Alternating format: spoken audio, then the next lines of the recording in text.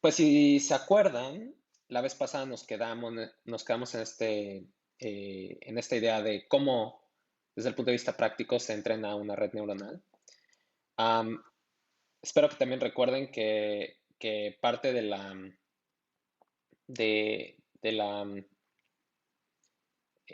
quizá del objetivo que nosotros teníamos era poder calcular el valor que todos los pesos en la red tendría que adquirir para poder minimizar una función de pérdida que le llamamos, o loss, de hecho optimizar un cost function que estaba definido por una pérdida, que era, no sé si se acuerdan, pero era cómo minimizas la pérdida de todos, a lo largo de todos tus samples que estás observando. Y esta pérdida, si se acuerdan, era una función que nosotros podíamos definir, que puede ser, por ejemplo, dependiendo del tipo de objetivo, si era un objetivo de clasificación o de regresión, era un tipo de función diferente. ¿Se acuerdan? Para clasificación binaria, o sea, para decir si era algo 0 o 1, era binary cross entropy, esa era la L, loss. Y para cuestiones de regresión, donde tu idea era predecir un número, digamos una variable continua, era mean square error. Pero en ambas situaciones, espero se acuerden que dependía ese cálculo de error, de loss, dependía de dos cosas. Uno, del valor real que esa variable tenía de acuerdo a nuestro dataset de entrenamiento, y obviamente a tu valor predecido a través de la red, que espero se acuerden, dependía de tanto de las entradas como de los pesos, y de los biases que tenía todos los elementos de la red, ¿no? Y lo habíamos más o menos discutido. Pero ahora sí, entonces, la otra cosa que habíamos visto y que era muy interesante era, bueno, este tema de optimizar pesos en una red neuronal, pues es complejo por muchas razones, pero la primera es porque el landscape de todos los posibles valores que esa red podría tener en sus pesos es un landscape muy, muy complicado. Y solo para darles ahí un poco de contexto, espero se acuerden que habíamos revisado que solo para este landscape, por ejemplo, en una red muy pequeñita donde solo había un peso y un bias en este caso, este podría ser como un arquetípico landscape canónico, donde como pueden ver hay un montón de lugares donde son óptimos locales y óptimos globales, ¿no? Pero también pésimos globales y pésimos locales, ¿no? Entonces, en este caso, por ejemplo, el eje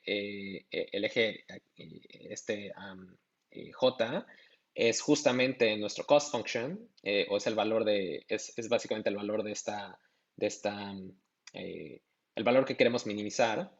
Y como pueden ver, hay lugares, estos rojos, donde el valor es muy alto, entonces estos son los peores weights que tú podrías poder elegir. Y los mejores weights que uno podría elegir o desearía elegir son estos que están muy azulitos, donde el error al final de cuentas es muy bajo, donde el loss es muy bajo. Pero cómo llegamos de un lugar arbitrario, así seleccionado desde así aleatoriamente hasta ese lugar, pues creo que Oscar y otras personas habían dicho, bueno, ellos se acuerdan de hacer algo que le llamaban, o que ellos le llamaron Stochastic Gradient Descent, que ahorita vamos a ir en mucho más detalle qué significa eso.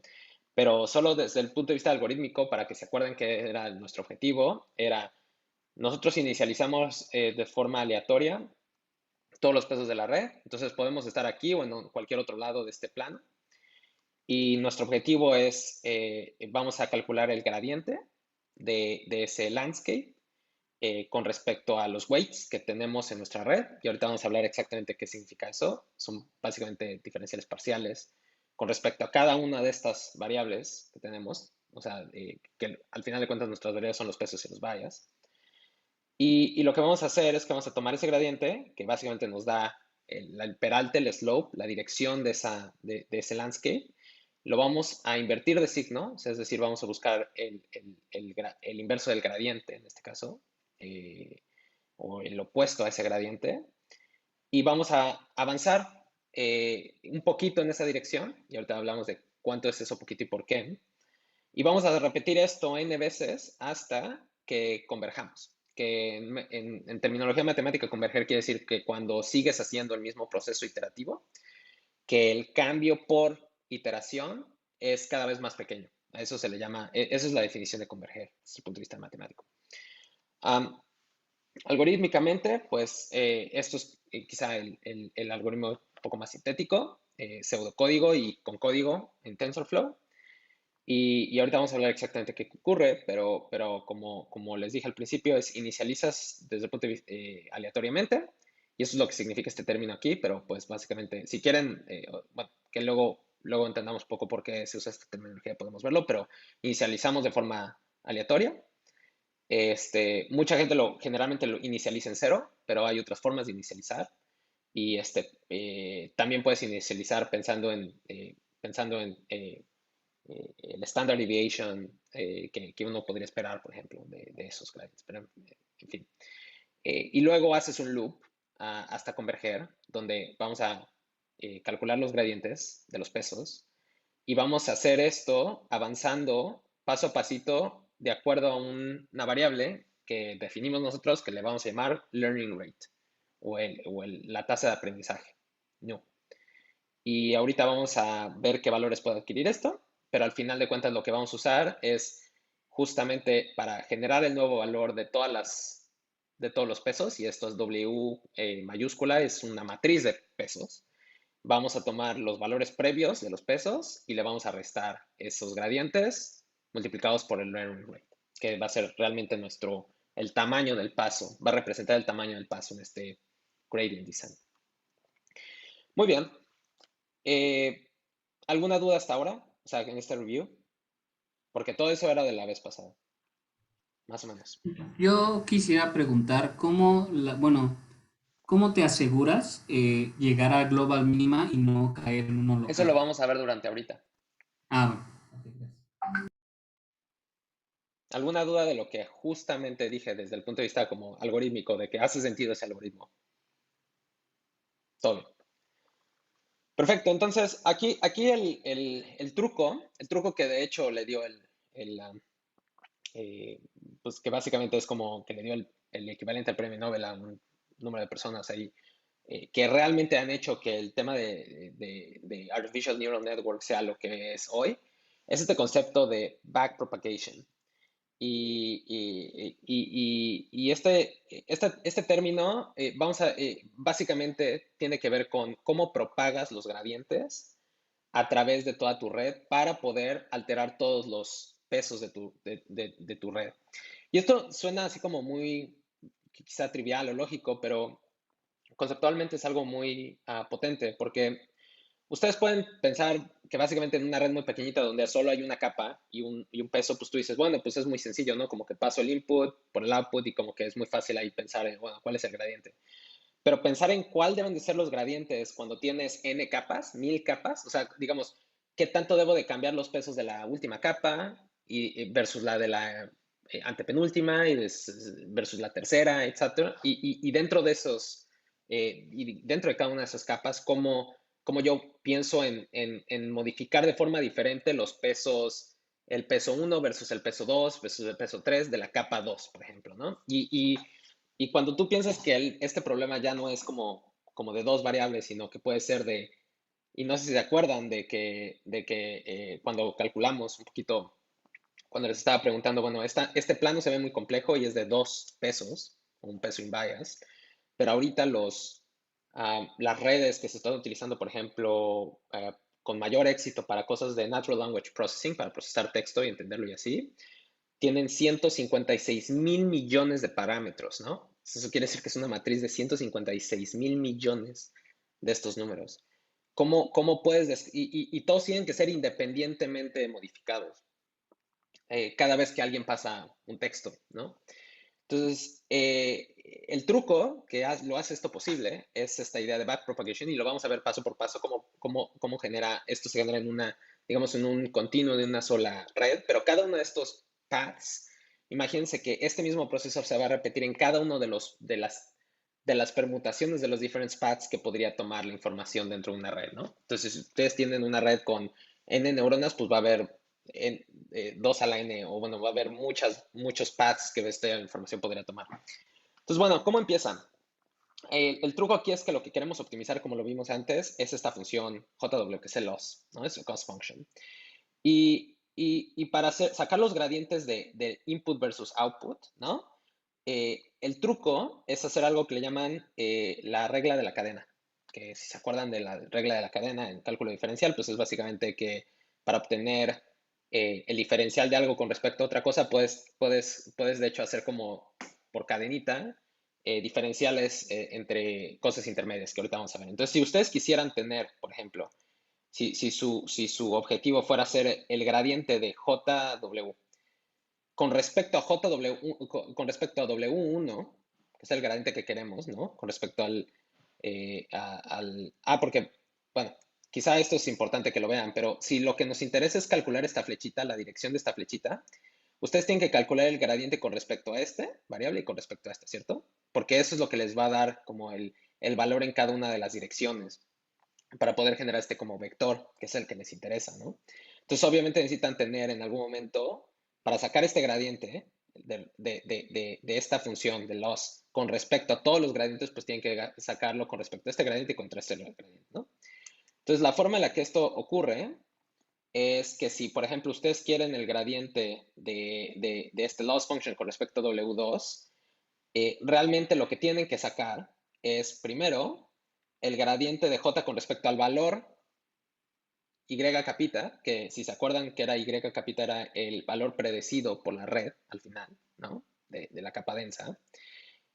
Pero también tienen que sacar el gradiente de este valor output, que era Y capita, con respecto al peso 2. Y cuando ustedes hacen esto, si hacen el producto de estos dos términos, de estos dos diferenciales parciales, ustedes pueden ver claramente que los términos delta y capita, pues se van, ¿no? Se pueden eliminar. Efectivamente, dándoles justamente el gradiente con respecto, el gradiente de la función de pérdida con respecto al peso 2. ¿Sale? Y si ustedes ahora quieren, por ejemplo, sacarlo con respecto al peso 1, pues es exactamente similar, nada más que van a tener que usar gradientes básicamente diferentes, donde en este caso es el gradiente de la función de pérdida con respecto a y capita, que es lo que teníamos antes, pero ahora, para poder tener W1 en su parcial diferencial abajo, pues tienen que tener este término, ¿cierto? El gradiente de y capita con respecto a W1. Pero como esto hay aquí unos términos intermedios, entonces también tenemos que aplicar la cadena, la regla de la cadena aquí. Y por esto este término se expande con un término intermedio, ¿no? Que lo vuelve y capita con respecto a Z1, que este Z1 era un valor intermedio, este puede ser una capa intermedia, puede ser otro peso, puede ser whatever. Y luego tenemos la diferencial parcial de este Z1, que es una de las salidas intermedias de las capas intermedias, con respecto al peso 1. Y en ese caso, y si ustedes ven, ahí ya es cuando este término es el que define el gradiente con respecto a W1. Y si ustedes tienen un W2 y un W3 y un W4 y un W156.000 millones, ¿no? Entonces básicamente tienen que generar como, la computadora tiene que generar ecuaciones así donde es como una regla de la cadena así como muy grande para poder llegar siempre a esta expresión de cuál es el diferencial cuál es más bien, cuál es el gradiente de de cost function con respecto a cada uno de los pesos. Y cada una de esas ecuaciones se guarda en memoria, la definición de cada una de esas ecuaciones se guarda en memoria, y cuando tú procesas inputs, ¿no? Como imágenes o texto o whatever, y se generan los outputs predecidos por la red en cada iteración, entonces literalmente la computadora calcula cada uno de estos gradientes independientes y luego los multiplica para generar este gradiente individualizado a cada weight. Y así es literalmente por millones de ciclos con todos estos millones, o sea, cientos de millones de whatever, billones de mini calculitos que se multiplican así, lo que genera este algoritmo como masivo de backpropagation iterativo que va a poder darte literalmente la información necesaria para poder updatear a nivel individual cada uno de los weights de tu red. Y sé que esto suena daunting porque ningún ser humano lo podría hacer manualmente, pero justamente es lo que pueden lograr ahora los GPUs y otros eh, arquitecturas computacionales que son, básicamente están hechas para Massive Parallel Computing. Entonces, ¿alguna duda hasta aquí? Sé que esto suena así como daunting y de hecho nunca lo van a usar realmente así. Esto nunca lo van a programar así como deep down, pero si ustedes quisieran hacer algún avance en temas de cómo se entrenan las redes neuronales, por ejemplo, artificiales, entonces este es el tipo de cosas de matemáticas de algorítmica profunda que se ven cuando alguien quiere pensar en una nueva forma de entrenar algoritmos de inteligencia artificial. Y hay mucho que hacer en este espacio. De hecho, creo que estamos en baby steps todavía. Pero bueno, creo que si no entiendo esto básico, creo que sería muy difícil también que pensar en hacer esto en un futuro. ¿Alguna duda? Sí, sí, algo que Sí, realmente sea. Ajá. sí, o sea, entiendo la ecuación en cada paso. Em, lo único que no entiendo es qué tenemos a la izquierda. ¿Es el loss general de nuestro modelo o a Sí, la izquierda? exacto. Es el cost function que básicamente es si te acuerdas, J, J estaba definido, por ejemplo, para mean square error, para un tema de regresión, ¿sale? J, ¿sí? Que era el cost function, que era básicamente, es el, el promedio de todos en este caso es el promedio de todos los errores al cuadrado, en este caso, de todos los errores de todos los errores de todo tu dataset. O sea, digamos que si tú predijeras cada uno de tus samples y tú tienes tu gold standard, que es como lo que sí realmente eran de valor, tú lo que quieres minimizar es esta función, que esto sea lo más cercano a cero, ¿no? Entonces, lo que estamos intentando minimizar en este caso es justamente que ese error total, el error total de todas las samples de tu dataset, sea lo más pequeño. Entonces, por ejemplo, podría llegar a que fuera cero, pero es muy raro, de hecho, que llegues a tener o sea, un loss function que pueda ser cero, porque a veces simplemente los datos que tú tienes, las variables a las que tú tienes acceso, no contienen toda la información para poder llegar a cero error, ¿no? Pero eso es lo que básicamente estamos intentando minimizar aquí. Y de hecho, eso es lo que tú usas, ese error, ese loss function, es lo que tú usas para luego hacer backpropagation de ese error, por eso se llama backpropagation, para poder después decir, este weight tiene un valor muy grande o muy pequeño, entonces lo tengo que cambiar para que en la siguiente iteración este error total sea más pequeñito de lo que era antes. Y esto lo haces una y una y una y otra vez para todos los pesos Ok, basados en el ok. gradiente. Entonces es una manera de que el modelo aprenda a moverle a los pesos, ¿no? Para reducir la función de pérdida, ¿no? Claro, pero aquí la pregunta, y es la pregunta que generalmente no sé, bueno, ustedes nos hicieron esa pregunta, pero es una pregunta muy profunda e importante, pero ¿cómo le haces para tú decirle al algoritmo, pero el cambio que tienes que hacer es en W1 o en W178 o W, ¿sabes? O sea, ¿cómo le haces para que la computadora sepa esto es el cambio que debes de hacer en cada uno de las pequeñas, de los weights para realmente ir minimizando poco a poco tu error? Y eso lo puedes hacer a través de este método de hacer gradientes diferenciales parciales que básicamente te dan el gradiente con respecto a con todos los weights para poder hacer como independent addressing de cada weight, de cada peso.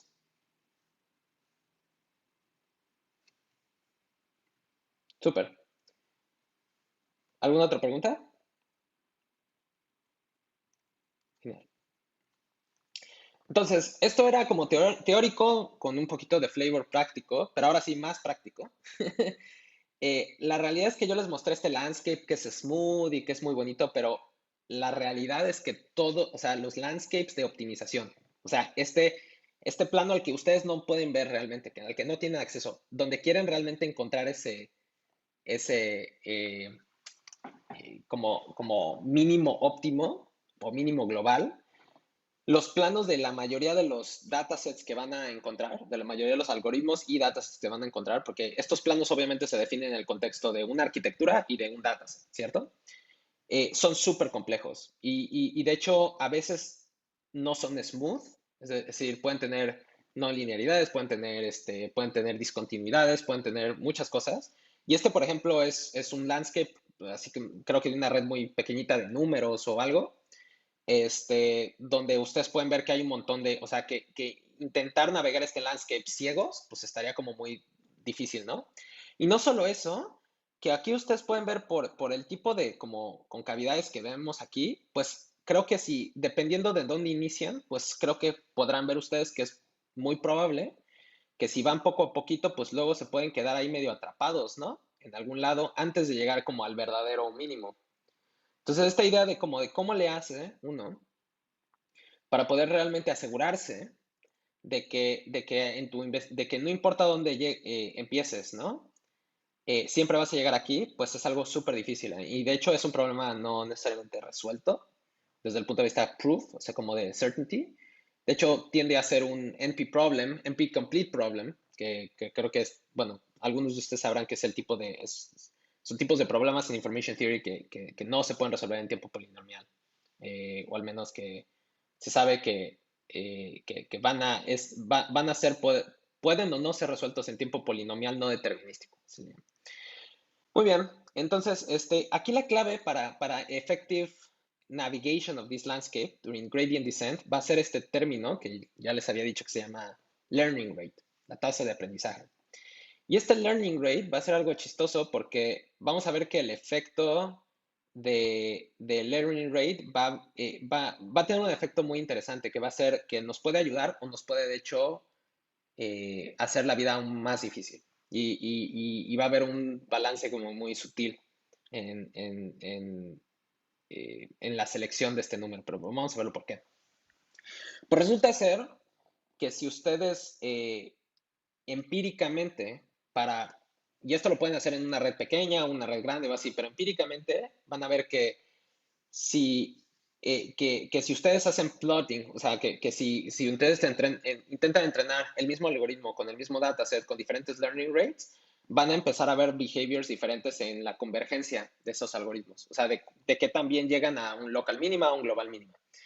Y de hecho, es curioso, pero van a ver que tanto la velocidad con la que algo aprende a medida que iteras, que por cierto, las iteraciones en neural networks, en deep learning, se les llaman épocas, epochs. Y son epochs porque son épocas, es decir, es una iteración de que el algoritmo vio todos los datos de entrenamiento. Entonces, es una época de entrenamiento, digamos. No es una iteración de cada dato, sino es, es un ciclo de haber visto todos los datos de entrenamiento, ¿sale? Por eso se llama épocas, epochs. Y entonces vamos a ver que, por ejemplo, dependiendo de qué tan alto o pequeño sea esto, pueden entrar diferentes situaciones donde si es muy bajito, tal vez sí llega al lugar que debe de llegar, pero va a tardarse muchísimo. Es decir, por ejemplo, que es el caso el caso verde. Espero que no haya aquí nadie daltónico porque hay rojo y verde y así, pero en este caso central, si ustedes ven el cost function, el eje de las 10 aquí es cost function, o sea, básicamente qué tan rápido se minimiza. Si ustedes ven un learning rate chiquito, pues asintóticamente parece ser que sí va a llegar generalmente, siempre, al óptimo mínimo al óptimo mínimo del cost function, pero se va a tardar muchísimos epochs. ¿Y esto, cuál es el problema de esto? Me dirán, bueno, pues si su epoch se tarda un milisegundo, pues tal vez no vale, no importa. Pero si cada uno de estos epochs se tarda medio día, ¿estarían ustedes dispuestos a esperar un año en un experimento, por ejemplo? ¿No? Entonces, el tema de usar un learning rate muy bajo es el tiempo. ¿Es práctico o no? Ahora, obviamente va a haber un tema óptimo de que va a ser rápido y va a ser bueno, pero esto es el menos interesante, curiosamente. Pero, ¿qué pasa si ustedes dicen, no, sabes que yo quiero hacerle turbo boosting, Luis Rubén, y yo le voy a así crank up, o sea, le voy a poner así como learning rate super high, ¿no? Pues, ¿qué ocurre? Que ahí pueden entrar ustedes en dos cosas muy interesantes. Una, que es como un learning rate estable, pero no convergente, donde el saltito están, imagínenselo realmente como saltos mecánicos, como que alguien está intentando caminar rápido. Si alguien camina da saltos como muy rápidos, puedes llegar a como stable dynamics, donde saltas y luego saltas otra vez hacia el mismo lado y como que te quedas ahí en el hill, como saltando de aquí de un lado a otro y nunca llegas allá abajo, ¿cierto? O sea, que este es un learning rate donde llegas a una especie de local mínimo, ¿no? O de como un pseudo mínimo, pero tu mismo learning rate te está impidiendo llegar más abajo. Y esto generalmente pasa cuando el local mínimo o el global mínimo está en una región convexa muy narrow, por ejemplo. Pero luego puede pasar otra cosa donde si tú le pones aún de más, tu cost function puede inclusive hacerse más grande de lo que era inicialmente, porque pues ustedes pueden pensar que si el salto es demasiado grande, pues tal vez te vas a ir hasta como saltando como a lugares más altos potencialmente.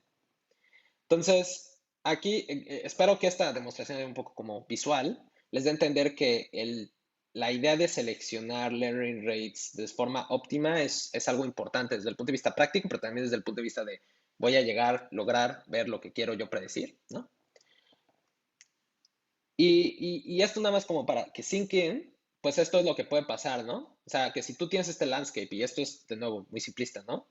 Pues que dependiendo de este learning rate o del large rate, dependiendo de qué tan chico o grande tu learning rate pueda ser, pues vas a llegar, o sea, la idea es que vas a poder llegar a diferentes local o global mínima en un tiempo infinito y pequeño o no, o larguísimo. Y obviamente cada red con cada dato es diferente, va a ser como, este landscape va a variar, va a ser diferente. Entonces, es muy importante pensar como, ok, ¿cuál será el learning rate apropiado? Y ahora, hay técnicas para pensar cuál va a ser el apropiado. Y entonces, las dos como ideas, soluciones que pueden existir son estas siguientes. Es la primera, que creo que es muy naive y suena muy lógica, es pues voy a intentar un montón de learning rates diferentes, ¿sale? Tal vez por órdenes de magnitud, o sea, como que voy a hacer un screening más o menos como de cuáles parecen operar bien y ver cuál me funciona. Y esto es absolutamente válido y un montón de gente que hace state of the art machine learning, literalmente así como que picks learning rates así de la nada y lo corren y luego corren otro con otro diferente y prueban varios y el que mejor les funciona ahí como que lo usan y ya está. Ya es completamente válido y ya está. Pero es como poco satisfactorio, ¿cierto? Es como de, pues chicle y pega. Entonces, ¿cuál es la idea 2? Bueno, pues hacer algo más interesante y ahí es donde entran unos conceptos un poquito más interesantes. Quizá vale la pena que solo los conozcan superficialmente, pero existen y pueden irse a más profundidad a leerlos en el libro del curso, etcétera, que son los métodos de diseño y adaptativos para calcular learning rates de forma dinámica. O sea, learning rates que se adaptan al landscape. Entonces ustedes pueden pensar que de la misma forma que uno va a correr a diferentes velocidades dependiendo de si va en subida o bajada o si el terreno es suavecito ¿sabes? Así como rough, pues que también esa velocidad o quizá como el torque que tú le pones, ¿no? Al coche, pues va a ser diferente, ¿no? Y eso es adaptativo.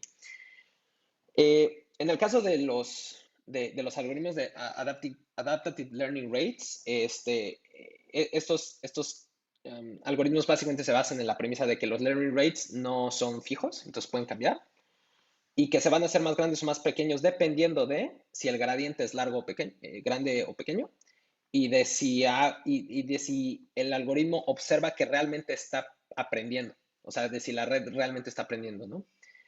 Y también va a depender, como lo vamos a ver, bueno, como lo pueden ver después, es de si los pesos son muy grandes o muy pequeños. Y es curioso porque dependiendo de si los pesos son grandes o pequeños, eso también afecta como cada saltito puede afectar diferentes secciones del algoritmo de optimización. No voy a explicar cómo funcionan estos porque pues, si están interesados los pueden ver, pero el punto aquí es que los tienen que usar o los exhorto a que los utilicen siempre que puedan. Y estos algoritmos uno es el Stochastic Gradient Descent que Oscar mencionó hace una semana, creo. Que ahorita voy a hablar un poquito de este. Hay otro que se llama Adam, otro que se llama Ada Delta, Ada Grad y RMS Prop. Entonces, de nuevo, no les voy a explicar qué, pueden verlos en estos papers si quieren la definición perfecta. Pero quizá lo interesante es que desde el punto de vista de código, cuando ustedes hagan una red que ponen su, ¿sabe? No sé si se acuerdan, pero era important TensorFlow y definen su modelo, que va a ser un modelo secuencial, ¿no? Con que capas, que tantos inputs, tantos outputs, etcétera. Y en algún momento van a tener, antes de que compilen ese modelo y lo empiecen a entrenar, van a tener que seleccionar su optimizer, que va a ser el optimizer de learning rate generalmente, donde ustedes van a seleccionar si quieren Stochastic Gradient Descent o ADAM o ADAGRAD o así. Y cada uno de esos va a tener diferentes como, va a proporcionar diferentes behaviors, y he de decirles que desde el punto de vista práctico van a notar que algunos tipos de redes convolucionales, otras que son transformers y así, van a responder como diferente, quizá mejor algunos tipos de optimizadores que otros. Y esto es un poco arte ahorita, pero es algo que a medida que los años pasan la gente entiende mucho mejor y hay métodos como más estandarizados de seleccionar cuáles, ¿no? Pero el vanilla, y por cierto, en Computer Science para los biomédicos, cuando uno dice esto es una red vanilla o un método vanilla, queremos decir que es como el sabor clásico, ¿no? De las cosas. Por eso es el vanilla. Y el vanilla method for optimization in neural networks es generalmente stochastic gradient descent. Es como que si no sabes qué usar antes, porque no lo has visto, porque alguien, o sea, si es una red nueva, algo así, usas stochastic gradient descent, ¿no? Y quizá el truco del stochastic gradient descent es que implementa este gradient descent, pero aquí la cosa muy interesante que no les anticipé y que nadie me preguntó es que desde el punto de vista computacional, bueno, como que se me lo imaginaron, pero como que nadie me dijo, oye Luis, pero ¿en serio? O sea, esto que me estás diciendo no es así como magia nada más. La realidad es que sí, que hacer true gradient descent es como, inclusive para las computadoras de hoy, es como super computational intensive. O sea, esto de hacer para cada uno de los parámetros como gradient per weight y bias para todos esos y luego backpropagate así, es como súper computational intensive porque es como progresivo. Aunque puedas hacer muchas cosas en paralelo, va a ser como secuencial en algún momento por el chain rule, ¿no? Entonces, ¿qué pasa? Que, que lo que vamos a hacer es añadir un tema de estocasticidad probabilístico para, para que esto sea menos computational intensive, como que le vamos a añadir un tema ahí de randomness, y esto lo que nos va a posibilitar es que como by pure random chance vamos a poder como navegar este landscape sin tener que hacer computation como de todos los gradientes, ¿no? Y alguien creo que tiene creo que Oscar dice, ¿lo hacen automático? ¿De qué lo hacen automático? Ah, nada, fue un comentario Ok, de... Ya. ya.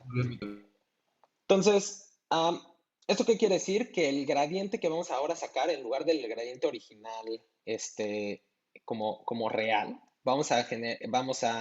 lo que vamos a hacer es que vamos a pick a point, o sea, que generalmente en lugar de en cada punto de todo este landscape, así como que empezar así a hacer los gradientes, lo que vamos a hacer es que vamos a elegir un punto ahí como medio random y vamos a hacer el gradiente, y luego para la siguiente iteración vamos a encontrar otro punto cerca y vamos a hacer ese gradiente. No el gradiente de ahí mismo así cerquita, sino como que vamos a ahí como que hacer un poco smart, ¿no? Entonces, ¿qué ocurre para esta parte estocástica?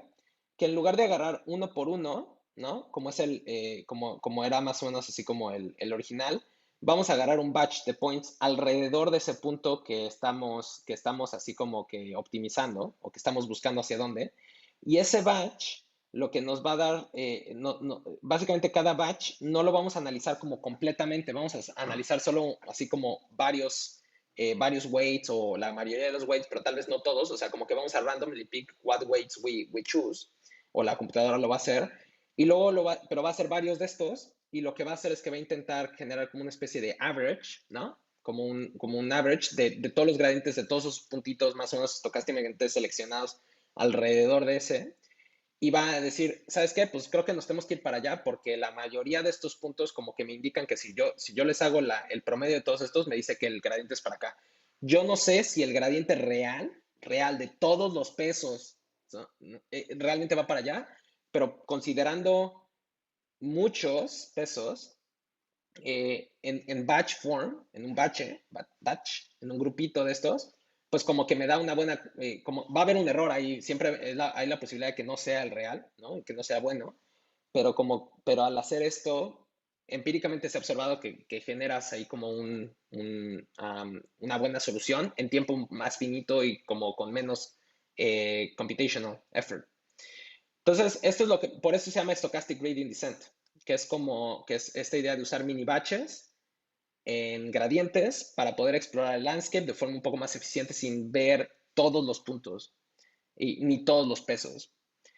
Eh, hay formas en hacer esto, por ejemplo, con todos los pesos y still mini batches o hacer cosas y también lo puedes hacer sin ser stochastic y full gradient descent. Y hay gente que hace las dos cosas diferentes para diferentes propósitos. Pero eso es básicamente la forma en la que funciona un poquito el stochastic gradient descent. Si alguien está mucho más interesado en esto, puede irse así como de WITS y aprender. Pero básicamente así es como opera. Súper. Entonces, al final de cuentas de todo esto, la idea es, como dijimos, es explorar este landscape para encontrar cuál es el lugar de pesos, o sea, como cuál es el valor de, cuál es la combinación de valores de pesos y biases de esa red para ese dataset que va a minimizar el error de predicción, ¿cierto? Y acuérdense que al final lo que buscamos no solo es eso, el menor error, sino también es el menor error que se pueda generalizar mejor a nuevos datos, ¿sale? Porque les quiero preguntar ahorita algo. De estas tres gráficas, ¿cuál es el modelo con menor error? Uno, de la izquierda, dos, el del medio, o tres, el de la derecha. La del medio. No lo digan, pónganlo todos así como en el chat. Sí, simplemente pongan a everyone, solo pongan su número y así. Derecha, ajá. De nuevo, les voy a repetir. ¿Cuál es el modelo de menor error?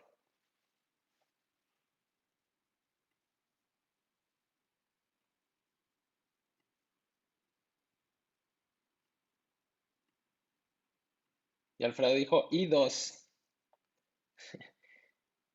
Súper. Pues miren, quien dijo uno, están completamente mal. Quien dijo dos, están también mal.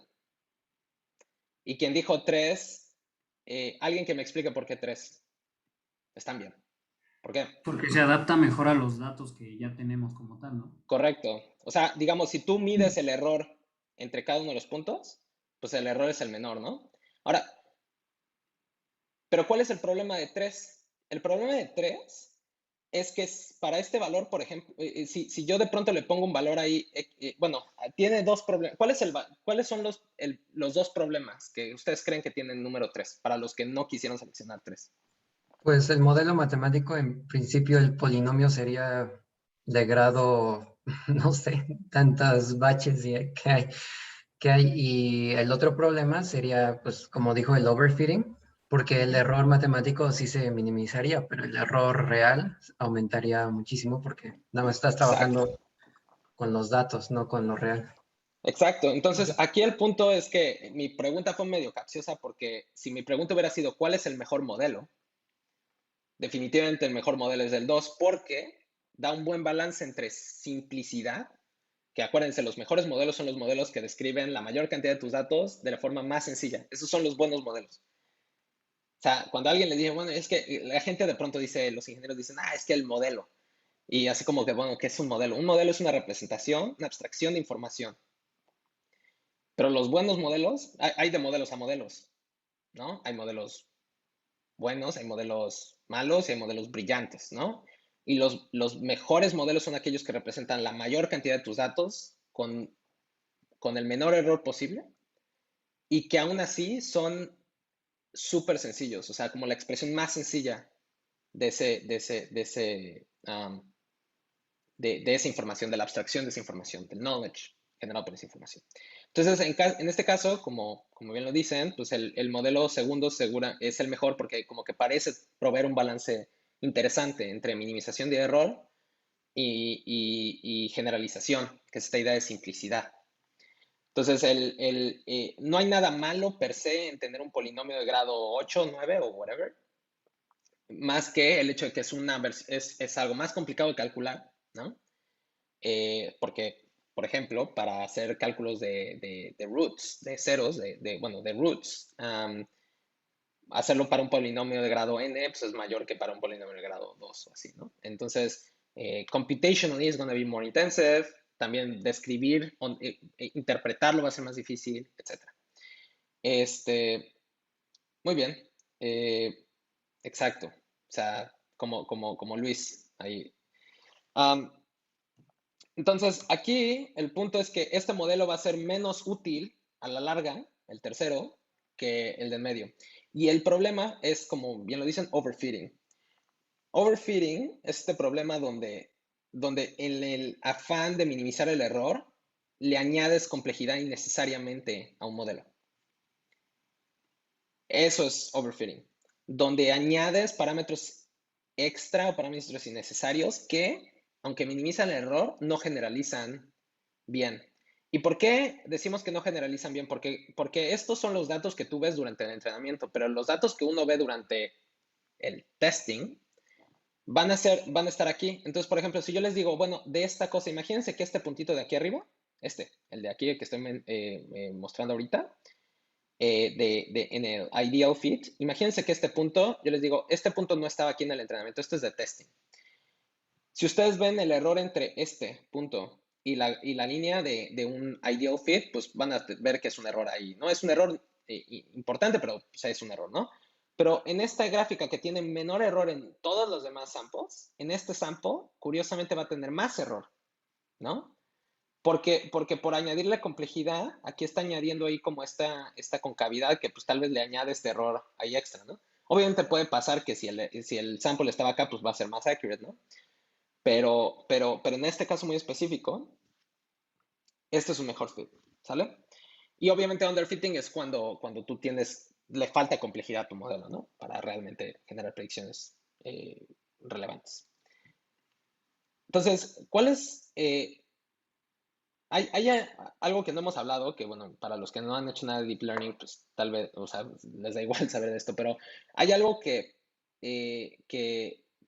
digamos, la forma matemática o la forma en que los matemáticos describen este problema de generar modelos más universales, más aplicables, es añadiendo una concepción de regularización, así se le llama.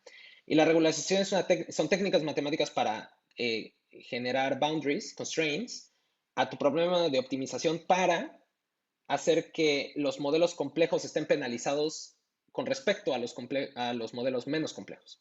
Entonces, digamos, la regularización es este método de añadir como la idea de complejidad del modelo como parte del cost function, no solo los errores. ¿Y cuándo queremos poner regularización? Bueno, pues cuando queremos mejorar nuestra capacidad o la capacidad del modelo para hacer buenas predicciones en datos que no son parte del training set. Entonces, ¿cuáles son los diferentes métodos de regularización? Bueno, hay varios, ¿sale? Y habrá muchos en el futuro, pero les voy a mostrar los más clásicos. El primero es algo que le llaman dropout, que es básicamente durante el entrenamiento, de pronto de la nada, vas a hacer setting de algunos pesos a cero. O sea, como que de pronto la máquina, o sea, cuando tú implementas a lo que le llaman un dropout, es cuando durante el entrenamiento digamos, vas a definir que algunos de estos pesos en algún momento del entrenamiento se van a ir a cero. ¿Y cuáles son esos pesos? No vas a tener control. Va a ser un tema, bueno, puedes tener control, pero la forma más vanilla es que si haces un dropout del 50%, por ejemplo, del 50% de las neuronas que sean parte de tu red neuronal, las vas a matar, las vas a llevar a cero. Y cuando una neurona la pones a cero, y esto nunca lo describí, pero esto tiene que ver con la activation function. Si tú una neurona la pones con pesos en cero, cuando tú multiplicas cualquier cosa por cero, se vuelve cero, ¿cierto? Entonces, si tú de pronto vuelves algún peso, lo vuelves cero, como que ya no puedes escapar ese cero, aunque hagas gradient descent y así. Hay veces en las que sí puedes revivir neurona, pero en este caso, cuando haces dropouts de ese estilo, a veces es como que matas esas neuronas, forever. Y ustedes me dirán, bueno, Luis, pero ¿por qué? Así como ¿por qué si después de haberlos entrenado, por qué como que mato después 50% de las neuronas? Bueno, porque uno está asumiendo que uno no tiene mucha visibilidad en si estás haciendo overfitting o no. Y lo que generalmente, lo que se ha visto pasa en las redes neuronales es que cuando tú tienes redes neuronales densamente conectadas, va a haber paths, o sea, nodos y paths de información que van a ser, que van a estar duplicadas, que básicamente va, la misma información va como que pasar y reforzarse a sí misma por diferentes vías. Y cuando esto pasa, pues es como que es innecesario, ¿cierto? Y es innecesario, y esa parte necesaria como que genera este tema de overfitting over time. O sea, se evoluciona o muta de forma como incontrolable hacia el tema de overfitting. Entonces, cuando tú quitas de forma aleatoria neuronas, estás como que asegurando que, desde el punto de vista estadístico al menos, que haya menos duplicidad de paths que hacen lo mismo o que potencialmente puedan hacer overfitting. Y fuerza a las redes a no como o sea, quita mucha duplicidad, pero también fuerza a las redes a nunca depender de un solo neurona para hacer todo el trabajo o de un solo path, sino que como que le ayuda a que no haya cientos de miles que hacen lo mismo, pero también ayuda a que no solo hay una path que hace todo el trabajo. Tal forma que puede, bueno, que en teoría debe ser más robusto a entradas que entren por diferentes partes de la red, ¿correcto? Eh, Y esto puede, de nuevo, como les digo, puede pasar en diferentes partes. O sea, y esto es curioso porque si tú corres una red y la entrenas y haces un dropout, no necesariamente asegura que cuando lo corras de nuevo vas a estar matando, y aunque les des el mismo número de dropout, no necesariamente indica que sean las mismas neuronas las que vas a estar matando desde el punto de vista quizá topológico. Siempre y cuando no pongas un seed, ¿no? Y esto lo saben los computer scientists, pero si tú pones un seed, ¿no? En tu programa, pues generalmente vas a poder, perdón, hacer esto, de replicar como exactamente las neuronas que se murieron. Pero obviamente como este es un tema como aleatorio, pues va a usar un random number generado en la computadora y si tú pones un seed, pues eso va a hacer fixing de ese random number. Muy bien. El segundo método, y este quizás es el más importante, es algo que le llaman early stopping o parar de forma oportuna o parar el entrenamiento de forma oportuna. Una gráfica así como medio infamous, como muy importante en temas de inteligencia artificial es esta gráfica que van a ver ustedes aquí, así que quiero que se la aprendan. Es como súper importante. Y es que ustedes, esto es lo que van a esperar ver generalmente cuando ustedes entrenan una red de forma apropiada. Ustedes si ustedes iteran y entrenan una red, ustedes están de acuerdo que ustedes pueden revisar el accuracy a la que llegan, tanto o sea, cada vez que iteran, cada vez que hacen una época de entrenamiento, ¿no? Ustedes pueden tomar un bachecito de valores tanto de su training set como de su testing set que nunca fue usado para training, ¿no? Y podrían verificar como con un sample pequeño de su dataset completo, podrían verificar, ok, ¿cuál es mi loss? O podrían también medir accuracy, podrían medir otras cosas, ¿no? Pero imagínense loss.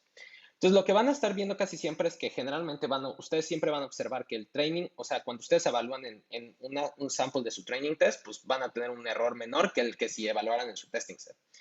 Pero a medida que siguen entrenando y entrenando y entrenando, pues obviamente como los datos que se usan para training, estos tienen full visibility, pues este va monotónicamente y de forma asintótica, va eventualmente siempre llegar a cero.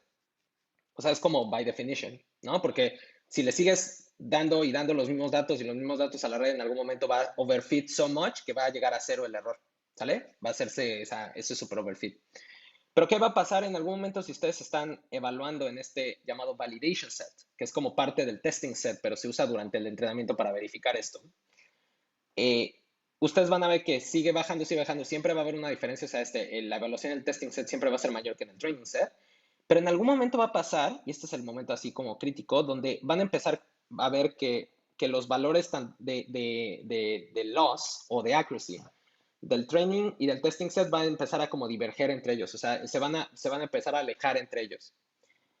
Y aquí es el momento en el que ustedes deben de parar el entrenamiento, porque esto indica perfectamente overfitting, ¿no? Suena lógico, porque si los errores del training set siguen disminuyendo, pero los valores del testing set están aumentando, pues eso quiere decir que hay menos generalización.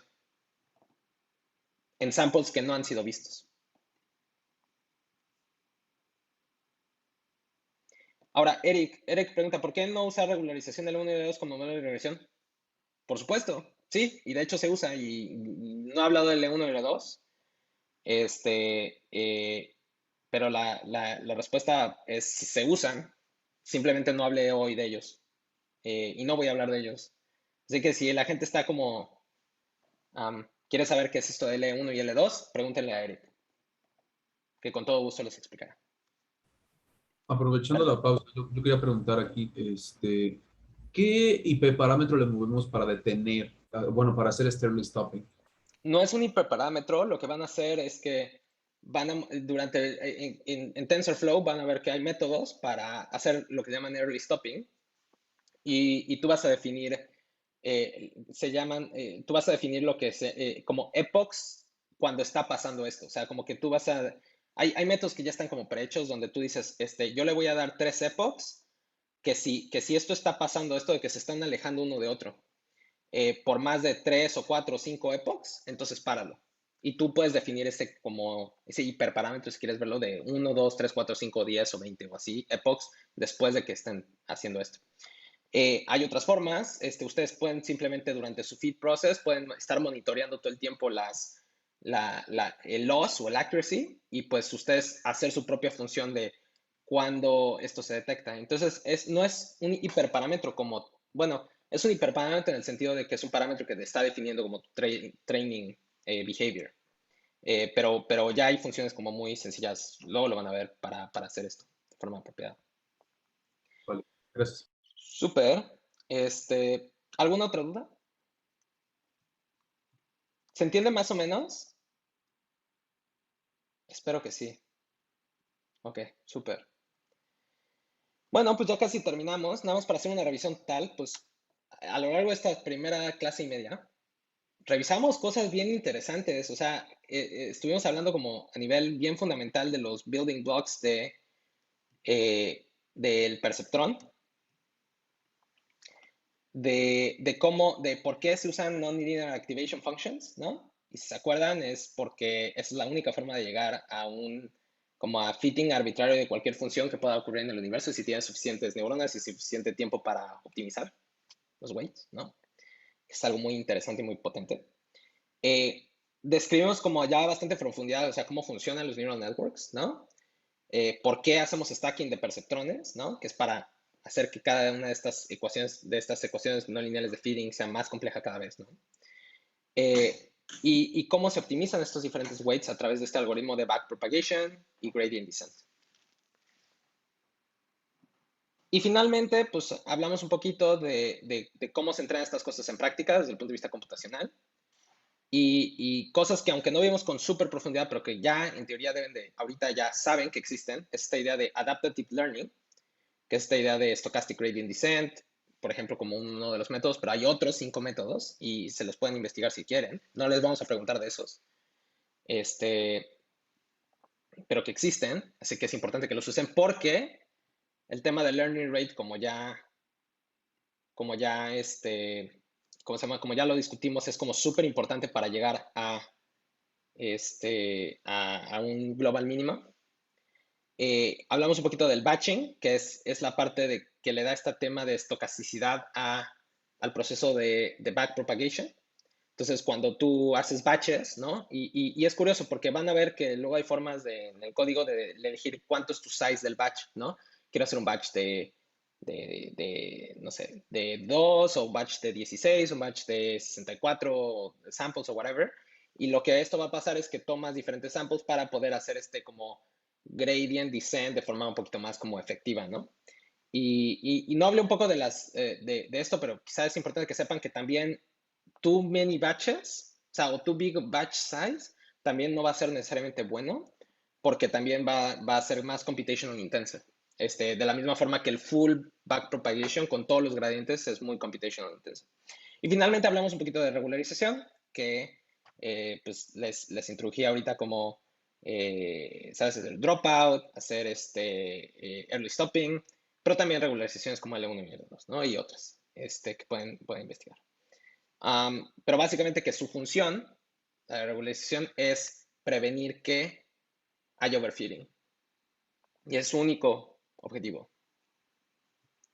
Genial.